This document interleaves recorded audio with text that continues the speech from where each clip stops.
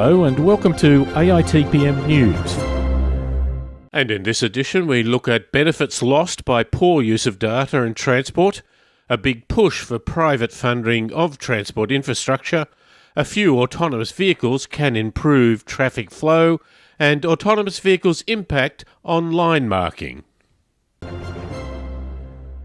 Transport Systems Catapult, a UK technology and innovation centre for intelligent mobility, has released a report that says that innovation in transport is at risk because data is not being shared. Overcoming the barriers could unlock £14 billion of benefits, nearly 24.5 billion Australian dollars, for new innovations by 2025, they claim. They recommend government should establish a policy advisory group to manage the creation of a mobility data hub, develop and publish amendable contract and licensing templates for use across industry, provide guidance on how data can be shared or opened between organisations without breaching competition law or new regulations such as the General Data Protection Regulation. Continue to publish open data in a way that focuses on the full end-to-end passenger and freight journey rather than individual segments in order to break down cultural barriers between different transport modes. And ensure civil servants have the right training to understand the importance of shared and open data. The Trump administration has announced that it wants to have a $1 trillion infrastructure program to fix the roads and other major projects. The US government may give tax credits to companies that build the roads, but of course there will have to be tolls or other user charges to create a revenue stream for private investors. No details of how this will work in the US are available.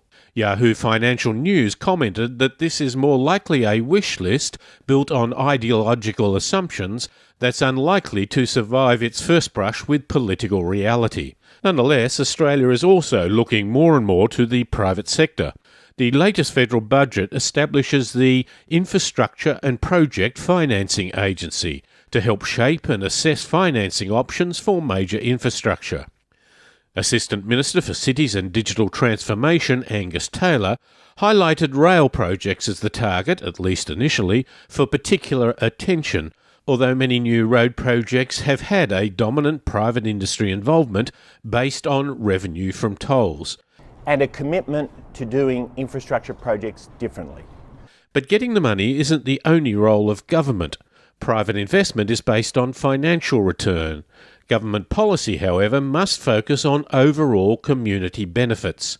If we do not have a community focus, we may see more infrastructure that favours specific areas and favours only those who can best afford to pay. According to new research by the University of Illinois, the presence of just a few autonomous vehicles can dampen phantom delays, those stop-and-go driving waves that result with human drivers, along with the accident risk and fuel inefficiencies they cause. They say that these experimental findings suggest a paradigm shift in traffic management. Flow control will be possible via a few mobile actuators, less than 5%, long before a majority of vehicles have autonomous capabilities. The team conducted field experiments in which a single autonomous vehicle circulated a track continuously with at least 20 other human-driven cars. Researchers found that by controlling the pace of the autonomous cars in the study, they were able to smooth out the traffic flow for all the cars. This trial appears to replicate traffic in a relatively free-flowing environment. The conclusions may be valid for motorways, but its application in dynamic traffic conditions with conflicts, lane changing and traffic lights may be a different issue. The university proposes to conduct further research. ITS International has reported that local authorities in the UK could be subjected to insurance claims if an autonomous vehicle crash is deemed to have been caused by road markings that were incorrect or unreadable by the vehicle. They say that this was the view of Ben Howarth, Senior Policy Advisor of the Association of British Insurers. It is not quite as open-ended as it might seem. ITS went on to report that Howarth said that the ABI expected autonomous vehicles to be used in defined areas, that the councils would have a view on which roads were suitable. If a road was approved for use by AVs and an accident occurred in which some road defect, such as an obscure or worn-out white line, was deemed to have contributed, then under the proposals the insurance company would be entitled to recover the payments from the council. This might appear to be at least one way to ensure line marking is kept in good condition, but it may also make it difficult to conduct maintenance and trial new approaches. It could also take up valuable council resources and clog the courts with endless claims.